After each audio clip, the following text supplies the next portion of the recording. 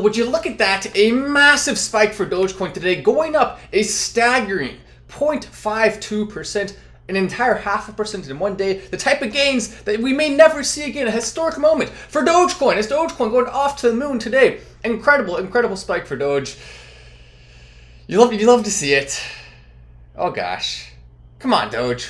We're waiting. We're waiting to see what you do here, but we have a very weird and interesting and informative update in regards to Solana versus Dogecoin that I think may pique your interest.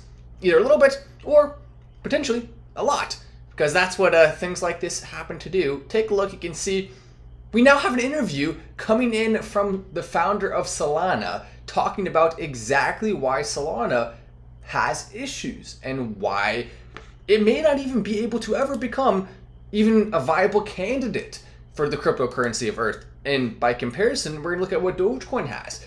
Take a look at this article here, and before we get into that, you can see this. Dogecoin right now is having approximately 40k transactions per day. Now, it was even higher than that for a period of time. Now, though, Dogecoin transactions are hovering around, let me go ahead and move myself so you can see that. Dogecoin transactions are currently hovering around the 38,000 per day range and the 28,000 to 30,000 range. They were all the way up to 85,000 per day for a little bit only a couple of months ago. In the later part of this year, we have been seeing some spikage of transactions. It is higher than where it was at the beginning. So we're continuing to see some positive things here, but let's go ahead and compare that to Solana, because some people believe Solana could be the cryptocurrency of Earth. It could even pass Ethereum, right? You hear that all the time. Well, take a look at this. This article coming in, I do appreciate the honesty from the founder of Solana, but here's what he says. This is our biggest challenge, which is maybe one that I like to have, because all of these challenges are coming because we have users. And the chain is on a daily basis, when you look at normal transactions from applications from users, just from people using the network. When you look at those, there's about 30 million transactions per day. So you look at that staggering difference between Solana and Dogecoin, but that actually could be a good thing, and I'll explain why in a second here.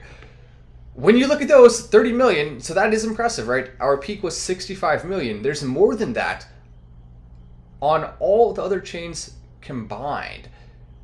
I mean, that's crazy to think about. So more transactions on Solana per day than all the other chains combined, which is pretty wild. Binance Smart Chain, 1/10 of that.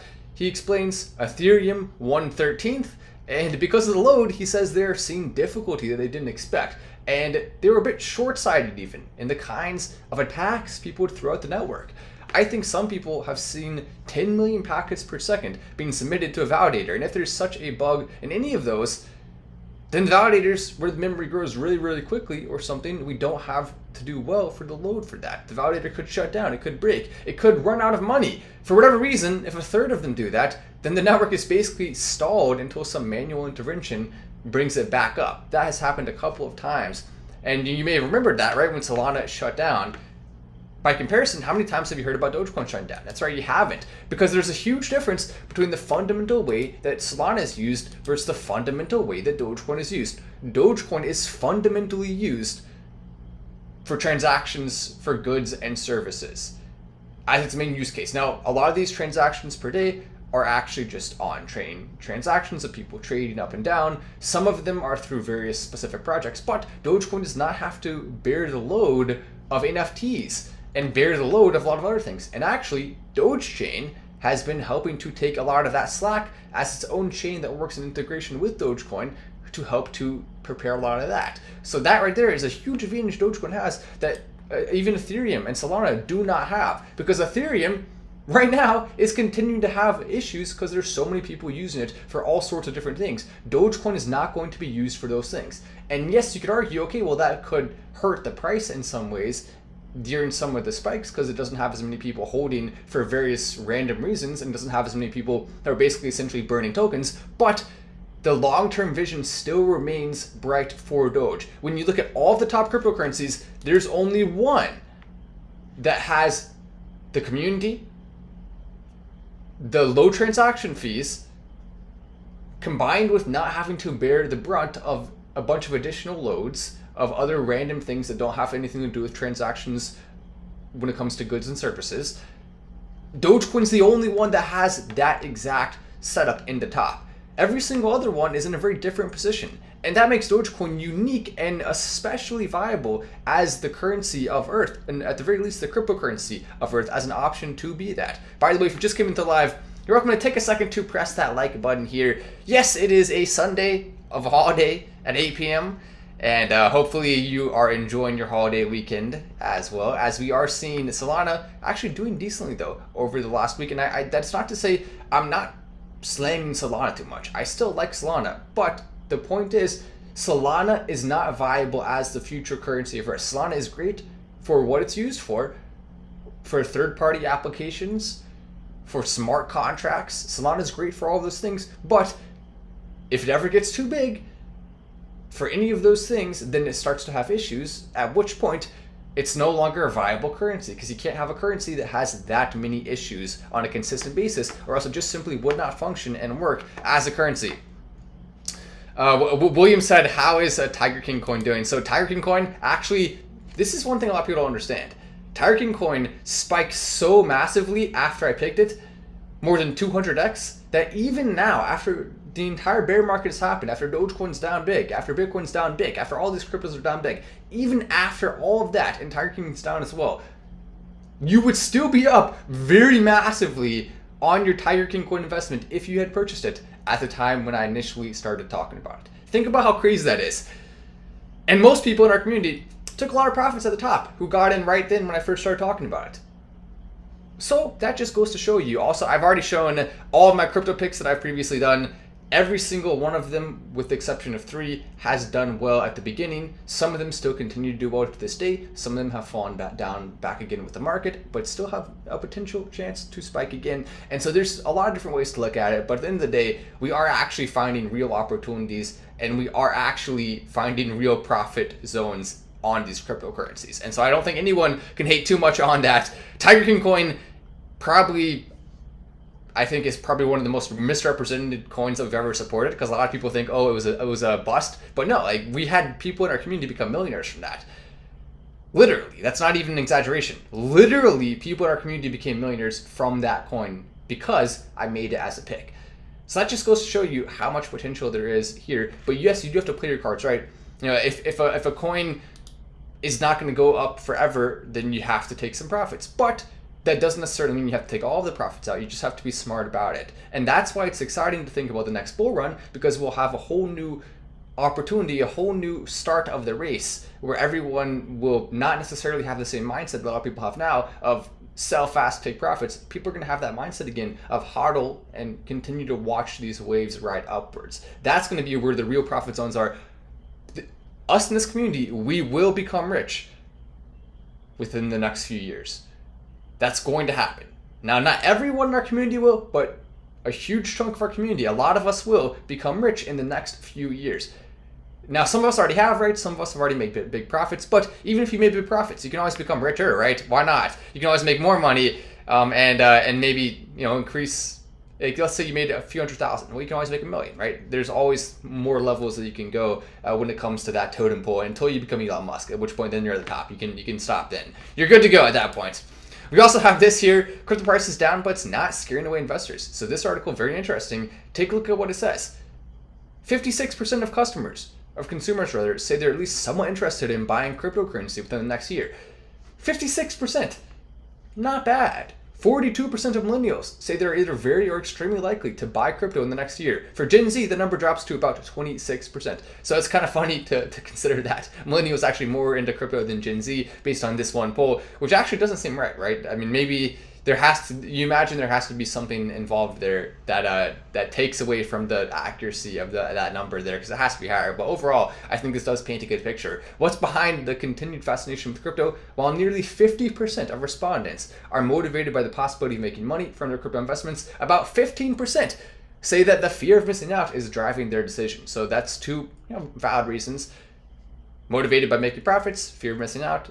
It's understandable. That's why you want to invest in crypto. History has shown us that the market has defied all odds, even during downturn periods. So investors remain positive about the ability of Bitcoin and cryptocurrencies to remain resilient, says Lindra Smith Bryan, Chief Operating Officer of Quantifery, a global broker-dealer that provides exchange spot prices on global crypto exchanges. So, you know, that's a nice quote there. Around 40% of 18 to 30-year-olds plan to use crypto to pay for goods and services this year.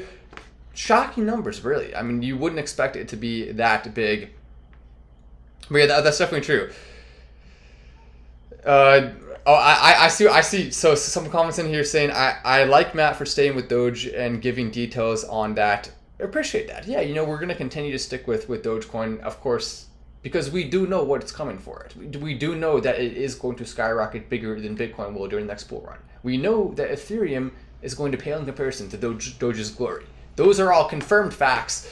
Just ask Elon Musk, and he'll confirm it for you. And I think that right there is why, no matter what happens, we will always continue to believe in Dogecoin, and we will always continue to support it. It deserves it. It really does.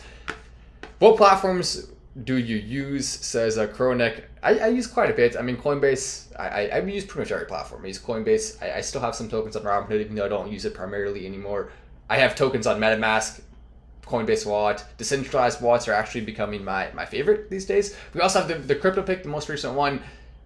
They're literally releasing a massive game in only a matter of days here.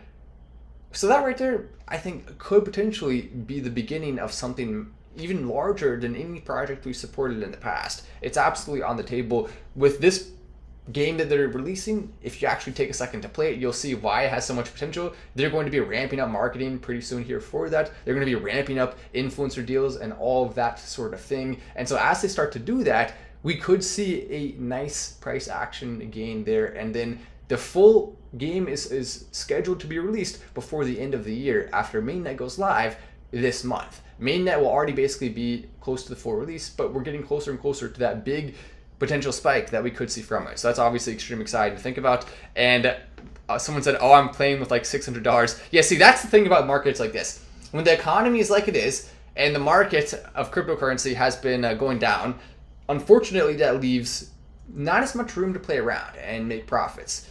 So that's why, you know, we have to take these spikes with a grain of salt. We can't be taking too many risks. We just have to really look at this from an information standpoint, find some cryptos that have real use case that we can get behind and we can support long term. But besides that, we need to be careful with our money. Dogecoin, finding occasional cryptos that have good use cases, that's where we should be focusing our efforts right now, because that will be what rewards us when the market starts to go up again. If we're picking cryptos that are high risk, then of course that's going to be most likely going to be putting you in some negative category columns there, unfortunately. I love Dogecoin. It says leaky lyric world. I happen to agree with you there. I mean, how can you not? It's just too adorable to ever press. How can you press the sell button on Dogecoin? It's too adorable. Wallets are amazing to store your coins as well. It says slow 3 Volve. Yeah, yo, absolutely. You don't want to be holding your money on a centralized exchange that could literally shut down and you don't get any of your money back. That's happened before with decent sized exchanges. You don't think it'll happen again? Of course it will. There will be an exchange. Maybe it won't be for a while. Hopefully not. And maybe it won't be a major like top 10 one, but there are going to be exchanges in the top 20 probably that will fail and you will lose your money if you are not careful. And it could even be your favorite exchange. You never know. So that's why you don't want to be ever holding too much money in one place, especially not centralized exchanges. If you want to hold some money on there, then you can have multiple centralized exchanges that you go to, and you can also have money on a decentralized wallet as well, even potentially a cold storage wallet if you want to take that level of precaution up even another degree. Matt, what did the 3 text messages not work? Oh, I see. So Chris says, did the text messages not work? So with the text messages, yes. So some of those features are still being tested when it comes to rolling out. The email, the text alert, but the best way, if you are a member of the website, to look at crypto picks, on the website, there was a clock with a countdown, and at the bottom of the countdown, it revealed the pick. Then on the Patreon was scheduled at the exact same time as the clock that was counting down. So both of them go at the same time with each tier, and so that it actually worked very, very, very spectacularly well with that specific function. The text alerts, remember how before it happened, I was telling you, be careful. Text alerts are not going to work for everyone. It did work for some people. It didn't work for everyone. So that's just how it is. Email alerts as well worked for some people. Didn't work for everyone. And so we just have to kind of take that with a grain of salt. And And that's why you want to have your email open, your text open, and also be on the website watching the countdown clock during crypto picks. If you're part of the website, if you're part of the Patreon, well, then you just want to be checking your email inbox or refreshing the page on Patreon and checking that way. Either way, it works. 60K Dogecoin and 5K ETH. Oh, no, you own that money. You own 60K Dogecoin and 5 Ethereum. I see. See, I was wondering, are you saying $5 Ethereum? That would be quite a fall it would have to take. So that makes a lot of sense. Hopefully your investments go up massively by the end of the year, and especially over the next few years here, as they certainly will. Exactly why I use non-custodial wallets. Smart man there. Anyway, I'm at Wallace. This is Final Stand, and I will see you in the next video.